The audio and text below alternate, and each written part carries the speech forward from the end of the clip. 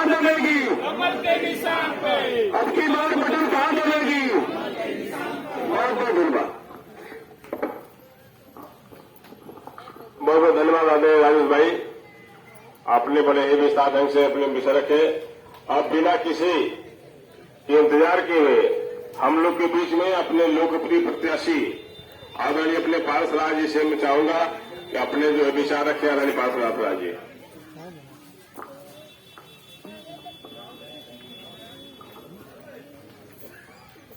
भारत माता की जय।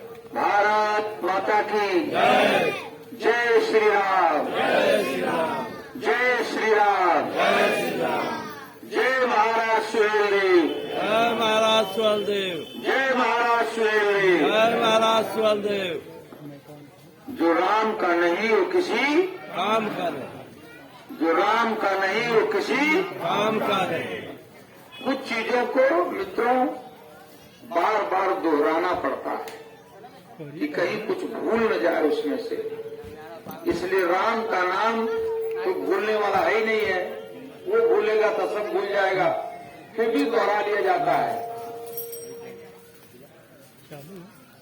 आज इस कार्यक्रम के अध्यक्ष भूपेश सिंह जी पूर्व प्रधान, ओम प्रकाश राम जी विधानसभा के संयोजक, सुनील श्रीवास्तव जी विधानसभा के प्रभारी, जितेंद्र राजभर जी विधानसभा के अध्यक्ष सुभाषपा, राजेश भारद्वाज जी प्रदेश के उपाध्यक्ष, युवा मोर्चा के सुखचंद चौहान जी, अटल सिंह जी, विपिन सिंह जी भारतीय जनता पार्टी के जिला महामंत्री, जिला उपाध्यक्ष, उमाशंकर यादव जी, चुन्ना सिंह जी ग्राम प्रधान, अजीत सिंह जी ग्राम प्रधान, प्रमोद वर्मा जी जिलाध्यक्ष व्यापार प्रकोष्ठ, राम जी राजभर जी सुभाषपा, मंडल अध्यक्ष धर्मवीर राजभर जी, महामंत्री पीयूष कुमार सिंह जी, नंदलाल प्रजापति जी, उपाध्यक्ष उमाशंकर राजभर जी, शक्ति केंद्र संयोजक हृदय नारायण सिंह जी, बूथ अध्यक्ष विनय सिंह जी, रामकौल राजभर जी, रामधारी राजभर जी, लेचन राजभर जी, राम वृक्ष राजभर जी, उमाशंकर जी, निरहू सिंह जी, आशा देवी, दुर्वासी देवी, रमेश कुमार सिंह जी। और आप सब जानते हैं कि अपना जो गठबंधन है महाराजा सुहेलदेव की सुभाषपा से, उनके नेता भी बड़े परिश्रम से साथ साथ चलकर रात दिन लगे हुए हैं। उनके जो महामंत्री हैं विधानसभा के अध्यक्ष हैं वो भी साथ साथ चल रहे हैं। इसलिए डॉक्टर राम जी राजभर जी जिला प्रमुख महासचिव गाजीपुर, मुकेश राजभर जी जिला कमांडर सुहेलदेव, गुड्डू राजभर जी विधानसभा अध्यक्ष जखनिया, जगदीश राजभर जी ब्लॉक अध्यक्ष जखनिया, अशोक राजभर जी जिला विधानसभा उपाध्यक्ष युवा मोर्चा, संत कुमार राय जी विधानसभा सलाहकार युवा मोर्चा, त्रिलोकीनाथ संगठन मंत्री, पवन राम युवा मोर्चा, हरदेव रामाराम चौहान। मित्रों, हम सब इस समय पूरे देश में नई सरकार बनाने के लिए आम चुनाव चल रहा है। पूरे देश के भीतर 2 चरणों के चुनाव हो चुके हैं। 2 चरणों के चुनाव में 2 सीटें भारतीय जनता पार्टी को निर्विरोध घोषित हो गई हैं। तब यह निश्चित हो गया है कि अब तीसरी बार भी आदरणीय नरेंद्र मोदी जी देश के प्रधानमंत्री होने जा रहे हैं। मित्रों, प्रधानमंत्री होना, देश में कभी कोई प्रधानमंत्री का पद खाली नहीं रहा। हमेशा उन सीटों पर, उस महत्वपूर्ण पद पर कोई न कोई रहा है। लेकिन पूरे समाज के निर्णय के लिए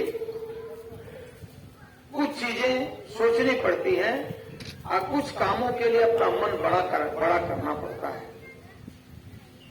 डॉक्टर अम्बेडकर जी ने कहा था कि जब तक देश के सर्वोच्च पद पर अंतिम पायदान का व्यक्ति नहीं बैठेगा, तब लगेगा देश भारतवर्ष संविधान का पूर्ण पालन कर रहा है। भारतीय जनता पार्टी ने आदरणीय रामनाथ कोविंद को राष्ट्रपति के पद पर बैठाकर सारे संसार को यह बताया कि भारत समरसता में, समरूपता में विश्वास रखता है। और आज एक दलित महिला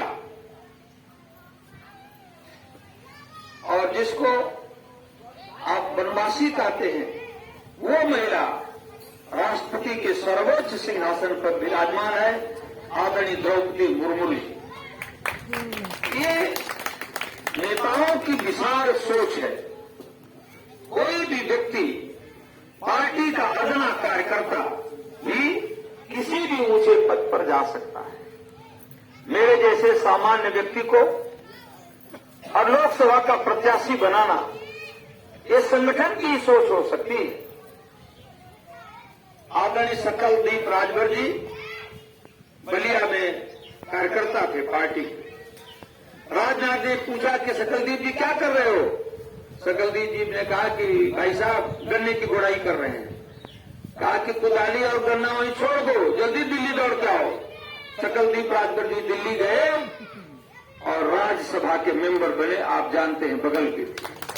ये संगठन की सोच, आम कार्यकर्ता का विकास करना, एक एक के बारे में सोचना, कौन क्या कर सकता है, कौन क्या कर सकता है, बिना भेदभाव के कार्यकर्ताओं के आधार पर।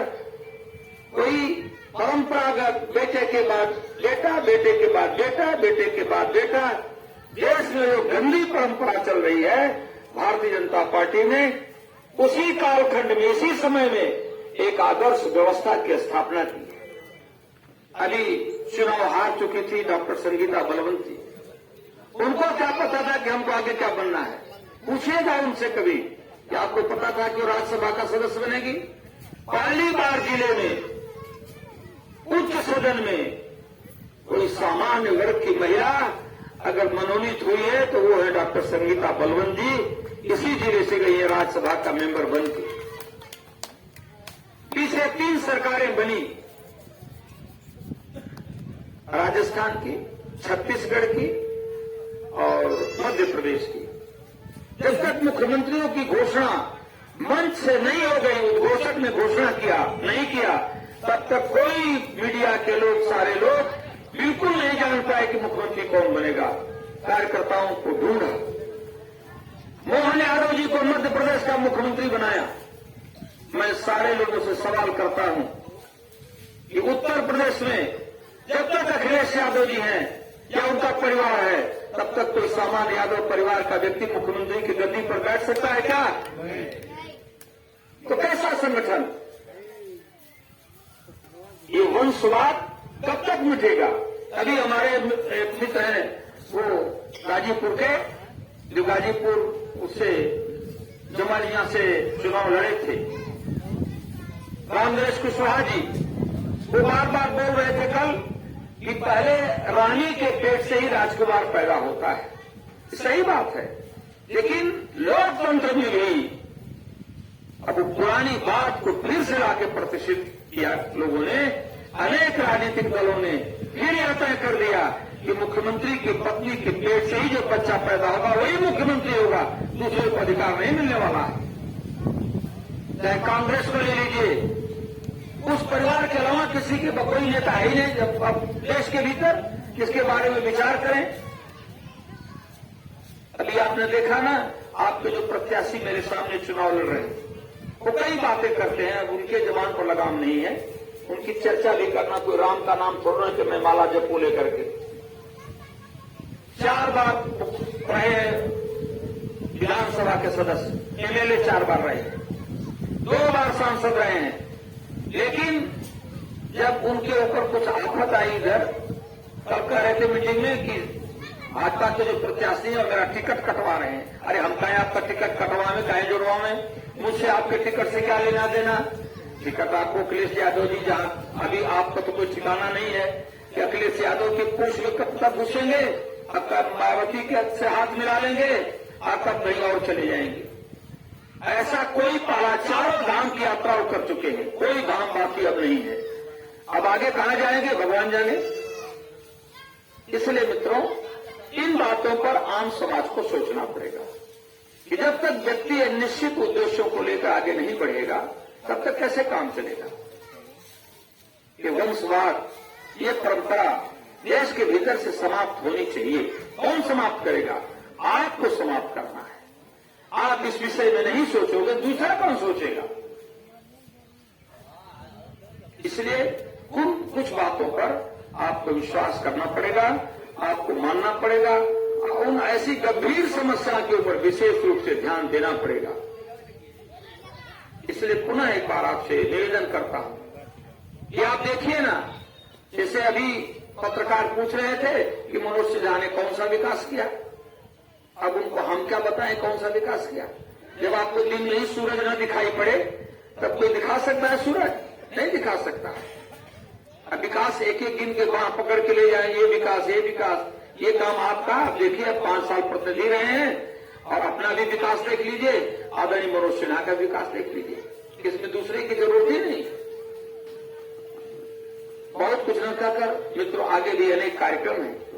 इतनी बात आपको आश्वस्त करता हूं, यदि पार्लियामेंट जाने का मौका मिला तो जब मनोज सिन्हा जी ने विकास का काम शुरू किया था, सबसे बड़ा काम शुरू किया था उन्होंने युवकों को रोजगार देने का। जो गाजीपुर में डिग्री कॉलेज है, शाहजहां डिग्री कॉलेज, उसमें उन्होंने रोजगार मेला लगवाया।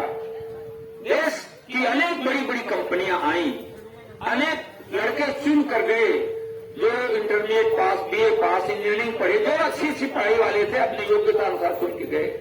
लेकिन सपा के लोगों ने इतनी उधन मचाई उस मीटिंग में कि आगे से वो कंपनियां आने का गाजीपुर नाम नहीं लेने लगी।